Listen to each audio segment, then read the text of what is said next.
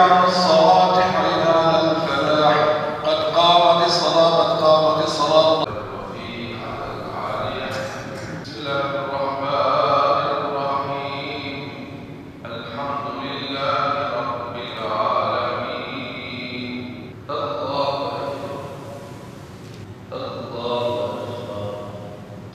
اللهم اهدنا فيمن هديت. السلام عليكم ورحمة الله. اللهم برحمتك تباركنا وتباركنا.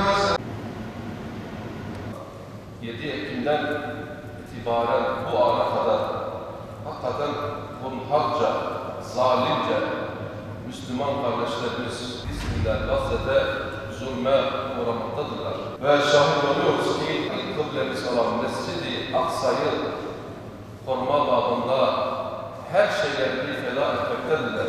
Allah onların şehadetini kabul etsin. Efendimiz sallallahu aleyhi ve selleme komşu eylesin. Şu anda dünya onların umurlarında değil.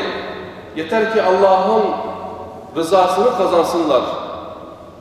Şehadet şerbetini içsinler diye orada Mescid-i Aksa'yı şu anda müdafaa etmektedirler. Ya İlahel Alemin ve Rabbel Alemin, ellerimizi açtık, kapına geldik. Yüce divanında durduk. Bizleri kapından boş ve geri çevirme ya Rabbi. İlahi ya Rabbi, yetimler yurduna dönen Filistinliler için dua ediyoruz. Filistinli kardeşlerimiz Gazze'de zalimlere karşı mücadele ediyorlar. Filistinli kardeşlerimizi muzaffer eyle ya Rabbi. Zalimlere karşı musallat eyle. Kahhar isminin tecellisiyle kahru perişan eyle ya Rabbi. İlahi ya Rabbi. Bismillahirrahmanirrahim. Buradan öncelikle Ebu Ubeyde'ye, Ebu Hamza'ya, direnişin onurlu komutanı Muhammed Dayfa ve direnişin tüm onurlu insanlarına selam olsun. Bizler Hüdapar Gençlik Kolları olarak bugün Kudüs için, Gazze için sabah namazı buluşması ve dua etkinliği düzenledik. Kudüs'te, Aksa'da, Gazze'de küçüklüğümden beridir hatırladığım zulüm devam etmekte. Benden önce de bu zulüm vardı. Şu an hala o zulüm devam etmekte. Ve dünyanın en eli kanlı katilleri, vahşileri orada kardeşlerimizi katletmekteler. Yaptıkları zulümlerden vazgeçmemekteler. İslam ülkelerinin kınamalarının hiçbir işe yaramadığını artık bütün dünya gördü.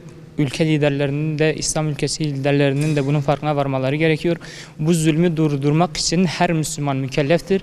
Her Müslüman sorumludur. Bizler de gençler olarak, ümmetin bileşenleri olarak inşallah elimizden geldiğince bu zulmü durdurmak için şu an elimizden gelen maddi yardımdır, duadır. Bunları yerine getireceğiz. Allah'ın izniyle yarın eğer ki cihat yolu açılırsa hiç çekinmeden, üşenmeden Allah'ın izniyle orada cihadımızı da gerçekleştireceğiz. O zalimleri, teröristleri yeryüzünden silene kadar, bu vahşet durana kadar Kudüs'ü gündemimizde tutmaya devam edeceğiz. Kudüs'ün özgürleşmesi yolunda Hüdapar olarak, hür gençlik olarak elimizden ne geliyorsa yapacağız ve ümmete çağrımızı da her zaman hatırlatacağız, yenileyeceğiz. Allah razı olsun, hayırlarını kabul etsin.